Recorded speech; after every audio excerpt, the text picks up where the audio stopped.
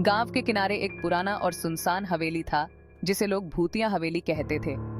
कोई भी वहां जाने की हिम्मत नहीं करता था, क्योंकि यह माना जाता था कि वहां आत्माओं का वास है। एक रात अमन नाम का एक एडवेंचरस युवक अपने दोस्तों के साथ हवेली की रहस्य को जानने के लिए निकल पड़ा। सभी दोस्त डरते हुए भी उत्सुकता से भरे थे। हवेली के पास पहुंचते ही उन्हें ठंडी हवा का झोंका महसूस हुआ और दरवाजे की चरमराहट सुनाई दी। हवेली के अंदर घुसते ही चारों ओर धूल और मकड़ी के जाले थे। पुरानी दीवारों पर अजीब सी तस्वीरें टंगी थीं और हवा में एक अजीब सी गंध थी। अचानक एक जोर की चीख सुनाई दी। सभी डर के मारे एक दूसरे से चिपक गए। वे सभी सीढ़ियां चढ़कर ऊपर पहुंचे। ऊपर एक बड़ा कमरा था, जिसमें एक पुरानी अलमारी और एक टूटी फूटी खिड़की थी। तभी अलमारी से खुद एक किताब गिर पड़ी। किताब के गिरते ही हवेली में एक ठंडी आहट फैल गई और दरवाजे खुद बंद हो गए।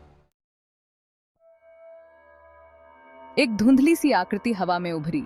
यह एक औरत थी। उसके बाल बिखरे हुए थे और उसकी आंखों में आग जल रही थी। औरत ने धीमी आवाज में कहा, तुमने हमारी नींद खराब कर दी है, अब तुम्हें इसकी सजा मिलेगी। यह सुनते ही सभी दोस्त चीखते हुए दरवाजे की ओर भागे, लेकिन दरवाजा बंद था। उस औरत की आत्मा ने कमरे को ठंडी हवा से भर दिया। अमन और उसके दोस्त घबराहट में इधर उधर भागने लगे, लेकिन कहीं भी कोई रास्ता नहीं मिला। अंततः हवेली की दीवारों से भयानक आवाजें आने लगीं और कमरा धुएं से भर गया। सभी दोस्तों ने महसूस किया कि उनके शरीर धीरे धीरे ठंडे हो रहे हैं। सुबह होने पर गांव के लोगों ने देखा कि हवेली के बाहर अमन और उसके दोस्तों के जमे हुए शरीर पड़े थे। उनके चेहरे पर डर और पसीने की बूंदें जम चुकी थीं। गांव वालों ने उस दिन के बाद से हवेली के पास जाने की हिम्मत कभी नहीं की। हवेली अपनी भयानक कहानी के साथ और भी डरावनी बन गई थी। मोराल: किसी भी अनजाने और डरावने जगह पर जाने से पहले 100 बार सोचें।